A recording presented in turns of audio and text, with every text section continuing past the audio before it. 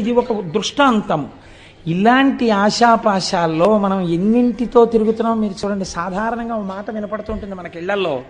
ఎక్కడికైనా వెళ్ళినప్పుడు వాళ్ళ ఇంటికి ఫంక్షన్కి వెళ్తున్నాం కదా, అదేంటి ఇలా పెడితే ఏం బాగుంటుంది, ఈ చీర కట్టుకోనా బాబాయ్, వాళ్ళ మీద ఎందుకు, ఈ ఈ ఈ ప్యాంట్ వేసుకోనా అంటే నా మీదే కదా, ఈ ప్యాంట్ వేసుకోనా, ఈ షర్ట్ వేసుకోనా, ఇలా బెల్ట్ పెట్టుకోనా, ఇలా టక్ చేసుకోనా, ఇలా స్ప్రే కొట్టుకోనా, అదేంటి మంచి గాడీ డిజైన్ ఉన్న షర్ట్ వేసుకోనా, ప్లెయిన్ షర్ట్ బాగుంటుందా, ఆయన ఫుల్ హ్యాండ్స్ వేసుకోనా, హాఫ్ హ్యాండ్స్ వేసుకోనా, ఇన్ని అడుగుతాడు. బ్రాస్లెట్ చెస్ట్లో ఉందా, లాకర్లో ఉందా, ఇంట్లో ఉందా, ఓసారి పెట్టుకోనా. బ్రాస్లెట్ పెట్టుకుని ఫుల్ హ్యాండ్స్ వేసుకుంటే కనపడుతుందా, హాఫ్ హ్యాండ్స్ వేసుకుని బ్రాస్లెట్ వేసుకోనా. ఎన్ని దిక్కుమాల ఆలోచనండి. దీనికి ట్రైనింగ్ కావాలండి మీకు ఎవడైనా వచ్చి చెప్పాలండి, నేర్పాలా? సహజంగా వస్తాయి. ధర్మం వైపుకి అడుగు పడాలంటే ఈశ్వరానుగ్రహం ఉండాలి. నా ప్రవర్తన ధార్మికంగా ఉందా అని చూసుకోవడానికి నీకు లోపల కలేజా రావాలి. ఆ కలేజాకి అటువంటి ధార్మిక ప్రవర్తనకి ఈశ్వరానుగ్రహం కావాలి. అలాంటి అనుగ్రహం ఇచ్చి నడిపించేవాడెవడో వాడు రుద్రుడు. ఇప్పుడు నాకు అక్కర్లేదనేవాడు ఎవడైనా ఉంటే నాకు చూపించండి రుద్రుణ్ణి. నమస్తే రుద్రమన్యవ ఉతోత ఇషవే నమః. నీ కోపం వస్తే ఇన్ని భ్రష్టత్వాలు వస్తాయి. అందుకని వద్దా, ఆ ధనస్సు వద్దు, ఈ ధనస్సు పట్టుకో. ఇది అందుకని పినాకి అని పిలిచింది శాస్త్రం ఆయన్ని. కాబట్టి ఇప్పుడు చూడండి అంటున్నారు రుత్, రుద్ర శబ్దములో రుత్ అన్న మాట ఉంది. ఈ రుత్ తాం భక్తేభ్యో ద్రావయతి. రుత్ అంటే ప్రతిబంధకము, అడ్డము. ఒక అడ్డం ఉంది. ఈ అడ్డం ఉండడం వల్ల వాడు ఈశ్వరుణ్ణి చేరలేకపోతున్నాడు. చేరలేక మనస్సు నిలబట్టలేదు, ఈశ్వరాభిముఖం కావట్లేదు. ఈశ్వరుణ్ణి గట్టిగా పట్టుకున్నాడు. రోషీరోయదు కామినీ జనుల తారుణ్యోరు సౌఖ్యంబులన్ బాసీబాయద పుత్రమిత్రధన సంపద్భ్రంతి వంచాలతల్ కోశీకోయదు నమనంబకట నీకున్ ప్రీతిగా సత్క్రియలు చేసి చేయదు దీని తుళ్ళన చవే శ్రీకాళహస్తీశ్వర అన్నాడు దుర్జటి. ఉన్నదున్నట్టు చెప్పుకున్నాడు కాబట్టి మహాపురుషుడయ్యాడు. కాబట్టి చూడండి, ఎవరు భగవంతుణ్ణి నిజంగా కోరుకుని ఈశ్వరా నేను ఈ కోరికల వల్ల, ఈ కారణాల వల్ల నిన్ను పొందలేకపోతున్నాను, వీటి మీద నా మనస్సు మరల్చు అని వెళ్ళి నిజాయితీతో చెప్పుకున్నాడో ఈశ్వరుడికి, ఆ నిజాయితీకి పొంగిపోయి తీసేస్తాడంతే ఆ ప్రతిబంధకాన్ని. అమ్మా నాకు చదవాలనే ఉందమ్మా, కానీ రాత్రి 10 అయ్యేటప్పటికీ నాకు నిద్ర వచ్చేస్తోందమ్మా, కాసేపు అమ్మా నువ్వు కూడా నా పక్కన కూర్చుని నాకు 10 అయ్యేటప్పటికి నిద్ర వచ్చేసేయకుండా నాకు ఇలా కళ్ళు పడిపోతుంటే ఒక్కసారి నన్ను కొట్టి నాకు ఒక్క 20 నిమిషాలు ఏమైనా మంచి మాటలు చెప్పావా, నేను మళ్ళీ 11 వరకు 11:30 వరకు చదువుకోగలను. అమ్మ నాతో పాటు కూర్చోవా అంది పిల్ల. కూర్చోవలసిన అవసరం తల్లికి ఏమిటి? 9ంటికి హాయిగా పడుకోగలదు తల్లి. అలాగే నాన్న కూర్చుంటానంది. ఎవరి కోసం కూర్చుంది? 10 వరకు పనున్నా లేకపోయినా రేపు చెయ్యబోయే కూరకి ఇవ్వాలే కూర తరుక్కుని ఏదో పని చేసుకుంటూ కూర్చుంది. 10 అయింది. పిల్ల చదువుకుంటున్న గదిలోకి వచ్చింది. ఇలా కునిక్కుపాట్లు పడుతోంది. లేపి ఓ గుక్కెడు టీయో కాఫీయో పాలో ఇచ్చి, కాసేపు నాన్న మీ నాన్నగారు ఎంత సంతోషపడిపోతారో, నీకో మంచి ర్యాంక్ వస్తే నాన్నగారు ఏమన్నారో తెలుసా, తల్లిగాడు తెల్లగా ఉంటాడు, వాడికి నేను 2 జతల గాజులు చేయిస్తాను, నా తల్లి 2 జతల గాజులు వేయించుకుంటే దాని రంగు మీద గాజులు అందమే కనపడదు, నా తల్లి బంగారం కన్నా గొప్పది అని మీ నాన్నగారు మురిసిపోతారు. మీ నాన్నగారు నీ చేతులకి 2 జతల గాజులు తెచ్చినప్పుడు ఎంత పొంగిపోవాలి. మరి నువ్వు కష్టపడి చదవాలి కదా నాన్న, నువ్వు 11:30 వరకు చదవ. అమ్మా ఇంకా నువ్వు 20 నిమిషాలు కూడా అక్కర్లేదు, ఇంకో 15 నిమిషాలు వేస్ట్, నువ్వు పడుకో నేను చదువుకుంటానని చదివేసుకోండి. అమ్మ ఏం చేసింది? ఏది లక్ష్యమును చేరడానికి ప్రతిబంధకమో దాన్ని తీసేసింది. మీకు ఈశ్వరుణ్ణి చేరడానికి ఏది ప్రతిబంధకమో, నమస్తే రుద్రమన్యవ ఉతోత ఇషవే నమః అని అభిషేకం చేస్తే, పారాయణ చేస్తే రుద్రాన్ని, శివాష్టోత్తరం చదివితే ఆయన ప్రతిబంధకాన్ని తీసేస్తాడు. ఇది రుద్రః, ఇది రక్షణ కలిగినటువంటి. అందుకని నమస్తే రుద్రమన్యవ అంటూ వెళ్ళి ఆ చేతిలో ధనస్సును రుద్రశబ్దంతో కలపడం వెనకాల కారణం అది. ఇప్పుడు రోదయతి శత్రువున్ రుద్రః, ఇప్పటి వరకు మిమ్మల్ని ఏడిపించిన వారు లేదా లోకమునకు శత్రువులైన వాళ్ళు, అంటే ఈశ్వరుడు ప్రతిపాదించినటువంటి ధర్మమునకు విరుద్ధమైన మార్గములో ప్రవర్తించనమునందు మమేకమైన వారు, అటువంటి వారిని ఏడిపించేవాడు. అంటే మాకు ఒంట్లో బలం ఉంది కదా అని తిరిగారు రాక్షసులు, అంటే ఈశ్వర మార్గమును విస్మరించిన వారు, వాళ్ళని మట్టు పెట్టగలిగిన వాడు, వాళ్ళని ఏడిపించగలిగిన వాడు. రుదం రోదనం ద్రావయతీతివా రుద్ర. మీకు అపారమైనటువంటి దుఃఖం ఉంది ఒక కారణం చేత, అది ఏదైనా కారణం కావచ్చు. ఇప్పుడు మీరు ఒక్కటి మాత్రం వేదాంతంలో జ్ఞాపకం పెట్టుకోండి, చేసిన పాపమునకు ఏడవవలసినదే ఎవడైనా. అది ఆ ఏడుపు ఎలా ఉంటుంది అంటే, మీకు బాగా ఏ వస్తువు ప్రీతిపాత్రమైతే ఆ వస్తువు జోలికి విడితే బాగా ఏడవగలరు. అంటే పెద్ద పాపం ఉందనుకోండి, చాలా కాలం ఏడిపించాలంటే ఆ వస్తువు జోలికి వెళ్ళాలి కదండి. ఈశ్వరానుగ్రహం బాగా ఉందనుకోండి, శాశ్వతంగా దూరం చేయకుండా మీ కళ్ళ ముందే ఉంచి మీకు లేనిది చెయ్యొచ్చు ఒక్కొక్కసారి. ఇలా కూడా జరుగుతుంటుంది లోకంలో. చిత్రం ఎలా చెప్పండి? తన కొడుకే ఫోన్ చేశాడు. ఏం నాన్న బాగున్నావా అన్నాడు. నాన్నగారండి ఏం చేస్తున్నారండి అన్నాడు కొడుకో. ఏం చేస్తున్నానా? భోజనం చేస్తున్నాను రా అన్నాడు. నాన్నగారండి ఏం వండింది అమ్మ ఇవాళ అన్నాడు. అమ్మ వంకాయ అల్లం కారం పెట్టి వండిందిరా, ఎంత బాగుందో అన్నాడు. నాన్నగారండి మాకు ఇక్కడ పెడతారండి హాస్టల్లో గడ్డి, మీరు అక్కడ చెప్తుంటే నా నోరు ఊరిపోతుంది నాన్నగారండి అన్నాడు. ఇక్కడ కొడుకు తండ్రి యొక్క కందుల వెంట నీళ్లు కారి ఇంకా వెయ్యకే ఆ కూర అన్నాడు. ఎందుకన్నాడు? కొడుకు తనతో కలిసి ఆ కూర తినలేకపోయింది అన్నారు. శంకరుడు ధనస్సు పట్టుకుంటే ఇంత స్తోత్రమా, వేదంలో ఇన్ని మంత్రాలు రావడమా, ఎందుకు రావాలి అని అడిగారు. అడిగితే కారణం చెప్పారు. పినాక త్రిపుర దహన కాలే శరజ్వాలా జాలైర్నాకం పిహితవాన్ పినాక తదా మీరు ధనుస్వాత్ అన్నారు. లోకమునందు ఎక్కడా లేని రీతిలో బంగారు పర్వతమైనటువంటి మేరు పర్వతాన్ని తన చేతిలో ధనస్సుగా పట్టుకుని నిలబడిన నాడు, అటువంటి ధనస్సు యొక్క కాంతుల చేత సమస్త లోకములు కప్పబడిపోయి రాత్రనక పగలనక బంగారు కాంతి యందు అన్ని లోకములు ఎప్పుడు ప్రకాశించాయో, అలా ధనస్సు చేతిలో ఎవడు పట్టుకున్నాడో వాడి చేతి ధనస్సే చిత్రం. అలా ఎవ్వరూ పట్టుకోలేరు. అలాంటి ధనస్సు పట్టుకున్నాడు కాబట్టి నిన్ను పినాకి అని నీ చేతి ధనస్సుని స్తోత్రం చేస్తున్నావు అన్నారు. మా గురువుగారు పినాకి అన్న మాటని ఎంత అనుభవించారో తెలియదు కానీ వారి కొడుక్కి పినాకపాణి అని పేరు పెట్టుకున్నారు. కాబట్టి ఇన్ని విషయాల్ని సమన్వయం చేస్తూ మనకి పెద్దలు అన్నారు, ఆయన చేతిలో ఉన్న ధనస్సుని ఇన్ని రకములుగా ఉద్ధరించగలదు. కాబట్టి ఆ ధనస్సుని చూడడం, ఆ ధనస్సు గురించి చెప్పిన రుద్రాన్ని పారాయణ చెయ్యడం, ఆ రుద్రంతో అభిషేకం జరుగుతుంటే చక్క ప్రశాంతంగా కూర్చుని వినడం, అది ఇది కాదు, నీకు చేతనైతే చక్కగా నువ్వే కూర్చుని చదువుకుని మురిసిపోవడం నేర్చుకో. అందులో నిజంగానండి అనువాకాలు పెడతాయి. ఒకానొకప్పుడైతే మేము ఒక సంకల్పం చేశాం, అసలు ఆ రుద్రానికి ప్రతి అనువాకానికి వ్యాఖ్యానం చేద్దాం, ప్రతి అనువాకం మీద ఉపన్యాసం చెప్దాం అని చెప్పి అనుకున్నాను. కానీ అది శివమహాపురాణంగా వచ్చింది. ఏమో ఈశ్వరుడు ఎప్పటికైనా కోరిక తీరిస్తే నేను ధన్యుణ్ణవుతాను. అందుచేత అటువంటి ధనస్సు చేత పట్టుకున్నటువంటి వాడు శంకరుడు. ఇప్పుడు ఇవాళ మనం కేవలం ఈ విషయాన్ని స్పృశించి ఈ విషయాన్ని మనం మాట్లాడుకుంటూ ఉండగా మీరు వినడము చేత ఎన్ని కోట్ల జన్మలలో అనుభవించవలసిన పాపరాశి దగ్ధమైపోయి ఉంటుందో మీకు తెలియదు, తెలియనక్కర్లేదు కూడా. కానీ ఆ ఫలితం అలా వచ్చేస్తుంది అంతే. ఎందుకని అంటే మీరు అటువంటి దర్శనం, అటువంటి మాటలు విన్నారు. వినడం చేత దాని ఫలితం అలా వచ్చి తీరుతుంది. కాబట్టి శివో మహేశ్వర శంభు పినాకి శశిశేఖర, ఆయన్ని శశిశేఖర అని పిలిచారు. శశకం అంటే కుందేలు, అది దూకుతుంది, దూకే స్వభావం ఉన్నది. దూకే స్వభావం ఉన్నది కాలము. ఈ కాలము దూకుతుంది అని ఎందుకంటారంటే, మీరు చూడండి, సుఖము చేత కాలము దూకేస్తుంది.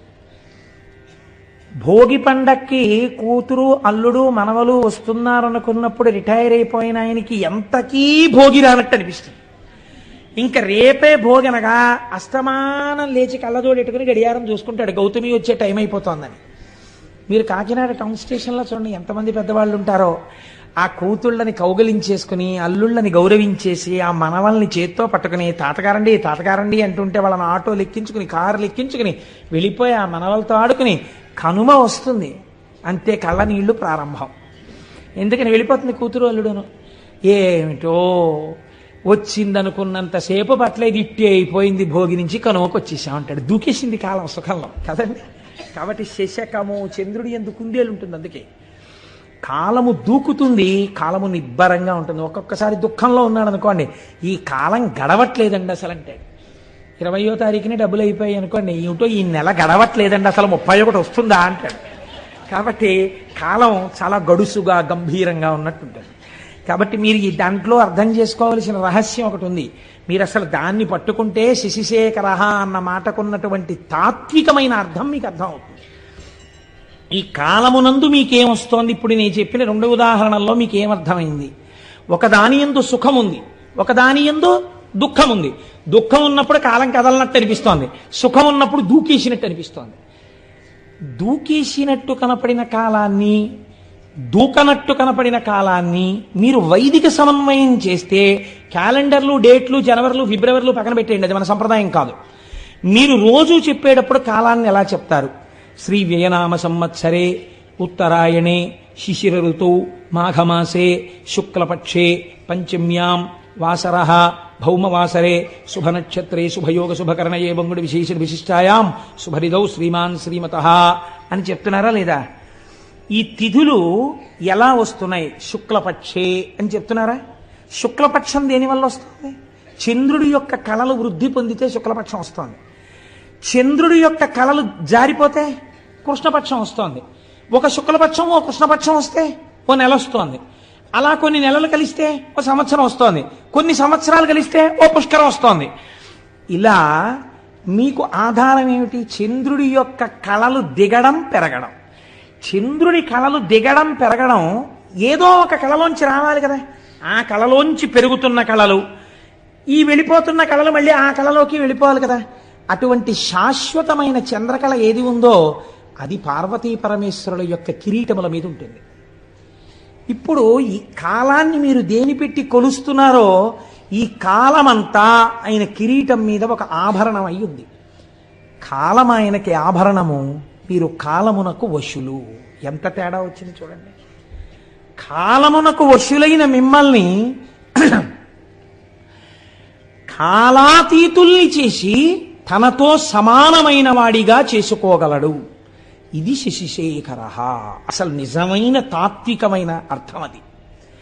ఎవరు ఆయన పాదములు పట్టుకుంటున్నారో అటువంటి వాడికి జ్ఞానమిచ్చి కాలాతీతుణ్ణి చేసి మళ్ళీ పుట్టవలసిన అవసరం లేకుండా ఇదే చిట్ట చివరి మరణము. ఎందుకని? ఇక మళ్ళీ మరణం లేదు, ఎందుకంటే పుట్టుక లేదు. కాబట్టి ఈ స్థితికి పెంచగలడు. కాలము ఆభరణముగా ఉన్నవాడని చెప్పడానికే చంద్రరేఖని పొంది ఉంటాడు. మోక్షం ఇయ్యగలిగిన వాడని చెప్పడమే చంద్రరేఖని ధరించి ఉండడం. ఇదే శశిశేఖరః. అసలు తాత్వికమైన రహస్యం అది, శశిశేఖరః అన్న మాటకి. సరే, కానీ మనం అంటాం సోమనాథలింగము అన్న విషయాన్ని ప్రస్తావన చేస్తాం.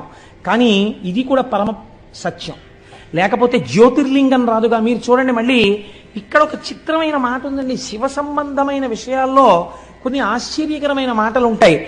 మీరు కంచిలో ఉండేటటువంటి లింగం దగ్గరికి వెళ్ళి ఇది జ్యోతిర్లింగము అని మీరు అన్నారనుకోండి, శాస్త్రం అంగీకరించద్దండి. దాన్ని ఏమంటారంటే అష్టమూర్తుల యందు అది ఒక లింగము, పృథివీ లింగము అని పిలుస్తారు. పంచభూత లింగాల్లో అదొకటి. అలాగే కాళహస్తి పెడితే అది వాయులింగం, అది జ్యోతిర్లింగం కాదు. అలాగే మీరు జంబుకేశ్వరం పెడితే జలలింగం, అది జ్యోతిర్లింగం కాదు. కానీ మీరు కొన్ని లింగాలు ఉన్నాయి, వాటిని జ్యోతిర్లింగములని పిలుస్తారు. చాలా జాగ్రత్తగా మీరు పట్టుకునే ప్రయత్నం చేయండి. శశిశేఖరః అన్న దాని తత్వంలోంచి జ్యోతిర్లింగం అని పిలిచినప్పుడు మీరు ఒక స్తోత్రం చదువుతుంటారు సాధారణంగా. మీకు అందరికీ నోటికొచ్చరి సౌరాష్ట్రే సోమనాథంచ శ్రీశైలే మల్లికార్జునం ఉజ్జయిన్యాం మహాకాళం ఓంకారం అమలేశ్వరం అని ఆ శ్లోకం అంతా చెప్పి ఆ చిట్ట చివర మనం ఓ మాట చెప్తుంటాం, ఏతాని ద్వాదశ లింగాని అని సాయం ప్రాతర్పటేన్నరః అంటాం. ఇది ద్వాదశ జ్యోతిర్లింగ స్తోత్రము అని పిలుస్తాం. ఈ 12 మీరు జ్యోతిర్లింగములు అని పిలుస్తున్నారు కదండి. జ్యోతిర్లింగము అని పిలిచినప్పుడు లింగము జ్యోతి, ఈ 12 చోట్ల ఏముండాలి? న్యాయంగా దీపం ఉండాలి, జ్యోతి ఉండాలి. కానీ మీరు సౌరాష్ట్రం వెళ్ళారనుకోండి, సోమనాథ క్షేత్రానికి వెళ్ళారనుకోండి, అక్కడ మీకు దీపం కనపడుతోందా, శివలింగం కనపడుతోందా? శివలింగమే కనపడుతోంది. శ్రీశైలే మల్లికార్జునం, మీరు శ్రీశైలం వెళ్ళారనుకోండి, శ్రీశైలంలో మల్లికార్జున లింగం కనపడుతోందా, జ్యోతి కనపడుతోందా? లింగమే కనపడుతోంది.